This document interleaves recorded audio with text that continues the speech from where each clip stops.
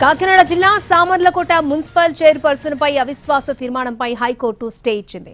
అవిశ్వాస తీర్మానం ఆపాలని హైకోర్టును ఆశ్రయించారు చైర్పర్సన్ అరుణ పిటిషన్పై విచారణ జరిపిన హైకోర్టు తదుపరి ఉత్తర్వులు ఇచ్చేంత వరకు అవిశ్వాస తీర్మానంపై సమావేశం ఏర్పాటు చేయొద్దని ఆదేశించింది.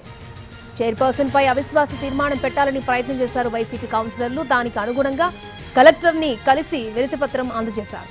ఈ రోజు అవిశ్వాస తీర్మానంపై సమావేశం జరపడానికి ఏర్పాట్లు చేశారు. ఈలోపు కోర్టు స్టే ఆర్డర్స్ ఇచ్చింది. ప్రభుత్వంతో సఖ్యతగా ఉంటున్నారని ఇటీవల అరుణను పార్టీ నుంచి సస్పెండ్ చేసింది వైసీపీ.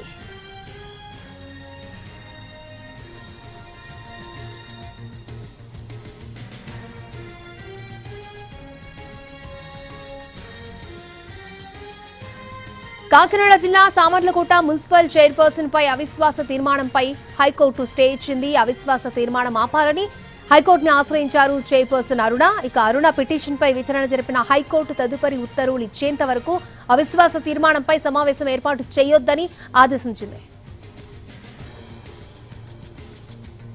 పూర్తి డీటెయిల్స్ తెలుసుకుందాం. మా ప్రతినిధి సాయి సుధీర్ అందుబాటులో ఉన్నారు. సాయి సుధీర్.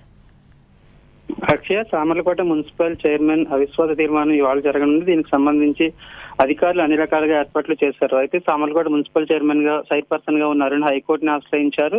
అంటే సామర్లకోట మున్సిపాలిటీలో మొత్తం 30 మంది కౌన్సిలర్లకు గాను దాదాపు 25 మంది వరకు వైసీపీకి చెందిన వాళ్ళు ఉన్నారు.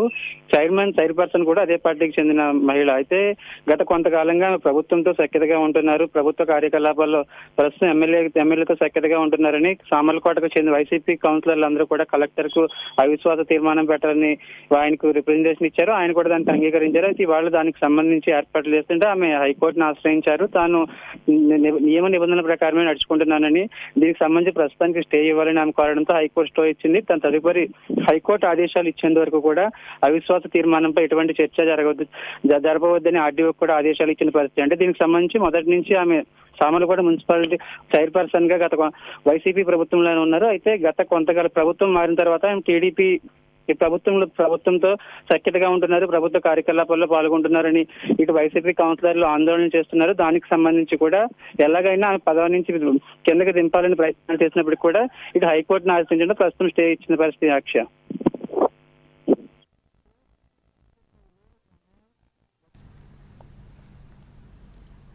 ఓకే సాయి సుధీర్.